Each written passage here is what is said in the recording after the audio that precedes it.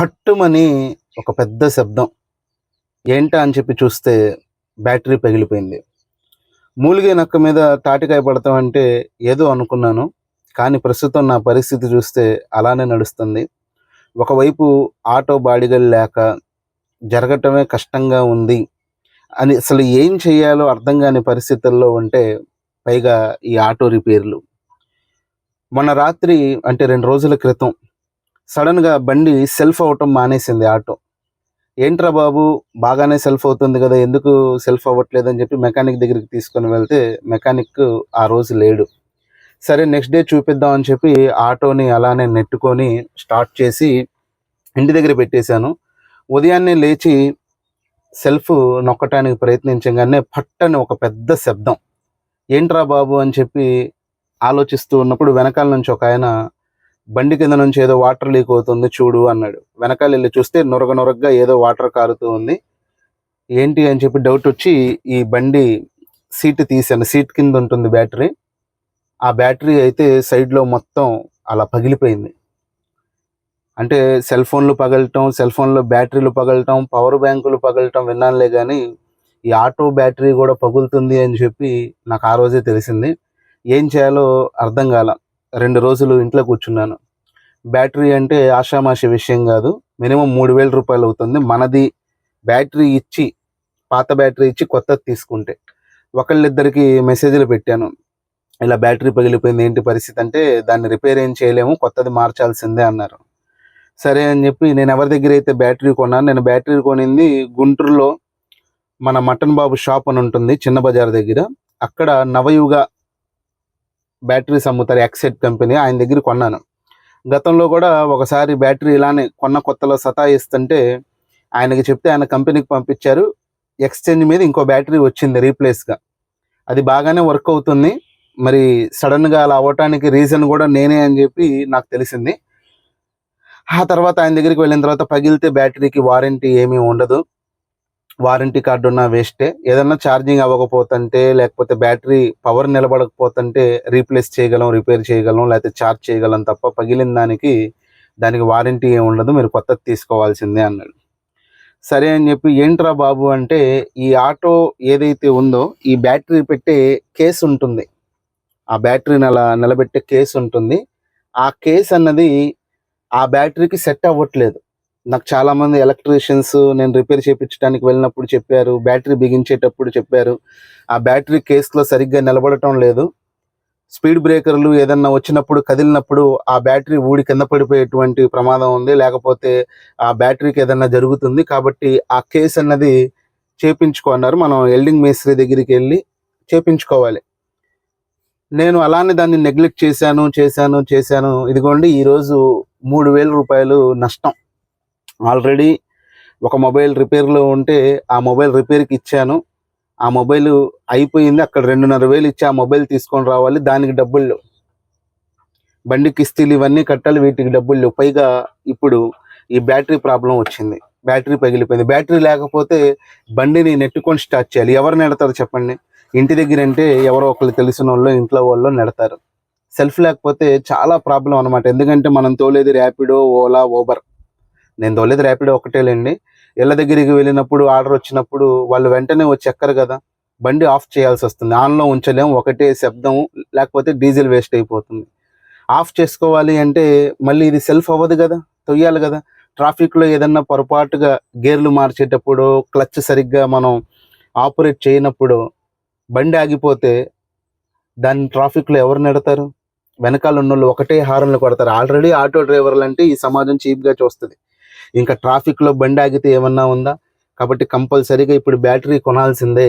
ఏం చేయాలి అని చెప్పి ఆలోచించి ద్వారకా తిరుమలలో రాజమండ్రి దగ్గర ఉంటుంది కదా, అక్కడ తెలిసిన బ్రదర్ ఒక ఆయన ఉంటే ఆయనకు పరిస్థితి చెప్పాను. చెప్తే ఆయన ఒక రూ. 1000 సహాయం చేశారు. 30వ తారీఖు లోపు ఇమ్మన్నారు. మరి 30వ తారీఖు లోపు ఇవ్వగలుగుతాను, లేకపోతే ఎప్పుడు నా అసమర్థత లాగే చెప్పిన టైంకి ఇవ్వలేకపోతానో చూడాలి, అదొకటి. ఆ తర్వాత మా మేనకోళ్ళు ఒక రూ. 1000 అప్పుగా ఇచ్చింది. అక్కడికి 2000 అయ్యాయి. ఆ తర్వాత నేను ఎవరికైతే ప్రమోషన్స్ చేస్తూ ఉంటానో అందులో ఒక ఆయనకి మ్యాటర్ చెప్పాను. ఇలా మీరు ఒక రూ. 1000 ఇస్తే నెక్స్ట్ టైం ప్రమోషన్ చేసుకున్నప్పుడు అందులో కట్ చేసుకుందరు, అంటే పాపం ఆయన కూడా నాకు 1000 రూపాయలు ఇచ్చారు. మొత్తం 3000 తీసుకొని వెళ్ళి నా పాత బ్యాటరీ ఇచ్చి, ఇదిగోండి కొత్త బ్యాటరీ 2700 రూపాయలకి నేను కొన్నాను. ఇది బిల్ అన్నమాట. నిన్నే తీసుకున్నాను,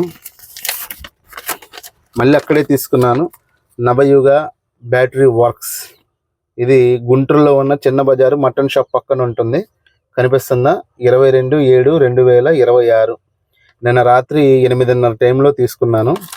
దీనికి 2 సంవత్సరాలు వారంటీ కూడా ఉంటుంది. ఈయన దగ్గరే మళ్ళీ నేను తీసుకోవటానికి కారణం ఏంటంటే, పోయినసారి నా బ్యాటరీ నేను కొత్తది కొన్నప్పుడు కొన్ని రోజులకి ప్రాబ్లం వచ్చింది అన్నాను కదా, అప్పుడు ఆయన బాగా రెస్పాండ్ అయ్యి ఆ బ్యాటరీని మళ్ళీ కంపెనీకి పంపించి నాకు ఒక 1 డేలోనే మళ్ళీ బ్యాటరీ రీప్లేస్ అయింది.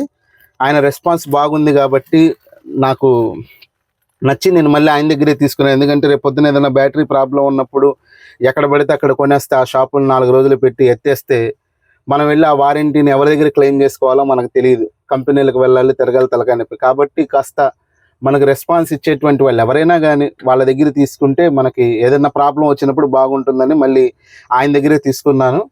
2700 అన్నారు. గతంలో 2500 రూపాయలకు కొన్నాను 2 ఏళ్ల క్రితం. మరి ఇప్పుడు రేట్లన్నీ పెరిగిపోయినాయి కదా, కాబట్టి 2700 రూపాయలు 200 పెరిగింది. అన్నీ పెరుగుతున్నాయి. ఒక ఆటో వాడి బాడిగలు తప్ప, ర్యాపిడోలో డబ్బులు తప్ప. ఆటో లేకపోతే జరగని పరిస్థితి. ఎన్ని చెప్పుకున్నా ప్రస్తుతం ఫుడ్ నడుస్తుందంటే ఆటోలోనే. కాబట్టి నాకు రిపేర్ వచ్చినా, ఇంట్లో వాళ్ళకి రిపేర్ వచ్చినా ఒకరోజు ముందు వెనక ఆగినా పర్లేదులే, కానీ ఆటోకి రిపేర్ వస్తే మాత్రం వెంటనే చేయించుకోవాలి, అప్పు చేసేనా కానీ. ఎందుకంటే ఇది తోలితేనే ₹1 సంపాదించగలం. ₹1 సంపాదించి కట్టుకోవాల్సిన వాళ్ళకి కట్టుకోవటం, ఇల్లు జరగటం మొత్తం కూడా దీని మీదే బేస్ అయ్యి ఉంటుంది. అయితే నేను చేసిన మిస్టేక్ ఏంటంటే, ఈ బ్యాటరీ పగిలిపోవటానికి కారణం నేనే. ఎందుకంటే బ్యాటరీ పగిలిపోయిందంటే వాళ్ళే ఆశ్చర్యపోయారు. అదేంటి బ్యాటరీ పగలటం ఏంటి, కామెడీగా అన్నారు. ఆ కేసు సరిగ్గా లేకపోవటం మూలంగా ఈ స్పీడ్ బ్రేకర్లు, జంపింగులు జరిగేటప్పుడు ఆ బ్యాటరీ కదలటం, అదేంటంటే ఇలా వెల్లికలా పడిపోయింది. అది ఉల్టా పడిపోయింది. పడిపోయినప్పుడు ఏంటంటే అది ప్లస్ మైనస్ కలిసిపోవటమో, ఆ రాడ్ దానికి టచ్ అవటమో, సంథింగ్ ఏదో జరిగింది, హ్యాపెనింగ్ జరిగి అది బ్లాస్ట్ అయిపోయింది. ఇంకా నయం, అప్పుడే నేను టిఫిన్ తీసుకొని వస్తున్నాను. పిల్లోడిని వెనకాల ఉదయాన్నే మా అబ్బాయిని టిఫిన్ కోసం తీసుకొని వెళ్తాను. వాడికి టిఫిన్ ఇప్పించి ఇంట్లో పెట్టేస్తాను. వాడు వెనకాల కూర్చున్నాడు, నేను ముందు నడుపుతున్నాను. అది పట్టన్ సౌండ్ వచ్చినప్పుడు వాడు వెనకాలే కూర్చున్నాడు. అది సౌండ్ వచ్చింది కానీ పెద్ద బ్లాస్టింగ్ ఏం జరగలేదు. ఆ బ్లాస్టింగ్ జరుగుంటే బ్యాటరీ పోతే 3000 10,000 అప్పో సప్పో చేస్తాం, లేకపోతే ఇంకోటి ఏదో చూస్తాం. కానీ ప్రాణానికి ఏదన్నా జరిగితే మాత్రం చాలా కష్టం. మరి ఏమీ జరగలేదు కాబట్టి అదొక సంతోషకరమైన విషయం. కాబట్టి నాలాగా మీరు ఎవరు మిస్టేక్ చేయకండి. ఒకవేళ ఈ వీడియో చూస్తున్న ఆటో డ్రైవర్లు మ్యాక్సిమం చేయరు. నేను దాన్ని నెగ్లెక్ట్ చేశాను. ఆ నెగ్లెక్ట్ చేయటం మూలంగా ఈరోజు నాకు 3000 రూపాయలు లాస్. ఆ ఫోన్ అక్కడ అలానే ఉంది, అది మొబైల్ షాప్లో పడిపోయి. దాన్ని తీసుకొని వస్తే ఏదన్నా అది పని చేస్తే కొంచెం వ్లాగ్స్ లాగా ఏదన్నా తీద్దాం, కొత్త ఫోన్ కొనే లోపు అని చెప్పి ఆలోచిస్తున్నాను. అక్కడ అది తీసుకురావాలంటే 2,500 రూపాయలు కావాలి. మళ్ళీ హాస్పిటల్కి వెళ్ళి డాక్టర్ దగ్గర చూపించుకునే ఒక పని ఉంది. మళ్ళీ ఆటోకి ఇంజిన్ ఆయిల్ మార్పించాలి, మళ్ళీ దీనికి కేసు చేయించాలి. జేబులో రూపాయి లేదులే, కానీ అవసరాలు అయితే చాలానే ఉన్నాయి. మరి ప్రస్తుతానికి పరిస్థితి ఇది. నా మూలంగా 3000 రూపాయలు loss. It's only my mistake అని చెప్పి నేను అనుకుంటున్నాను. ఇక నుంచి అయినా కానీ ఆ కేసు చేయించాలంటే ఎంత అవుతుందో ఆ టింకరింగ్ మేస్త్రి దగ్గరికి వెళ్ళి చేయించాలి. లేకపోతే మళ్ళీ ఆ బ్యాటరీ కదలటం మళ్ళీ సేమ్ రిపీట్ అవుతుంది. ఏదైతే అలా జరిగింది. కొన్ని మన తప్పిదాల మూలంగా కూడా నష్టాలు భరించాల్సి వస్తుంది. చాలా బాధ అనిపించింది. ఏంట్రా డబ్బులు లేని పరిస్థితుల్లో అక్కడ ఫోను రిపేర్ అయ్యి అలానే ఉంది, దాన్ని తీసుకురాలేకపోతున్నాం. హాస్పిటల్కి వెళ్ళి డాక్టర్కి చూపించుకోవాలి, ఆ మెడిసిన్ కొనుక్కోవాలి. మళ్ళీ ఆటోకి ఇంజిన్ ఆయిల్ మార్చి కూడా చాలా రోజులు, నెల దాటిపోయింది. నెలకోసారి మార్చాలి కంపల్సరీగా ఇంజిన్ ఆయిల్. అక్కడికి వెళ్ళాలంటే 1000-1500 అవుతాయి. ఇవన్నీ ఉండగా ఈ 3000 రూపాయలు ఉంటే ఇంజిన్ ఆయిల్ మార్పించుకోవచ్చు, డాక్టర్ దగ్గరికి కూడా వెళ్ళొచ్చు, 2 పనులు అవుతాయి. లేదా ఆ 3000 రూపాయలు ఉంటే ఫోన్ అన్నా వచ్చేది. ఇవన్నీ కాకుండా నేను చేసిన మిస్టేక్ మూలంగా అది వేరే దానికి ఖర్చు పెట్టాల్సి వచ్చిందని చెప్పి కాసేపు చాలా బాధపడ్డాను. బాధపడతాం కదా, డబ్బులు లేని పరిస్థితి, బయట నుంచి తెచ్చుకోవాలి, అప్పులు మళ్ళీ వాళ్ళకి కట్టుకోవాలి. ఆల్రెడీ అప్పులు కట్టే ప్రయత్నంలోనే అలసిపోతుంటే మళ్ళీ కొత్త అప్పులు. అసలు ఇప్పుడు ఆ కేసు కోసం డబ్బులు చూసుకోవాలి. ఇంకా మాట్లాడితే బాధ రావటం తప్ప ఉపయోగం లేదు. మరి నాకైతే ఇలా జరిగింది, మీతో షేర్ చేసుకోవాలనుకున్నాను.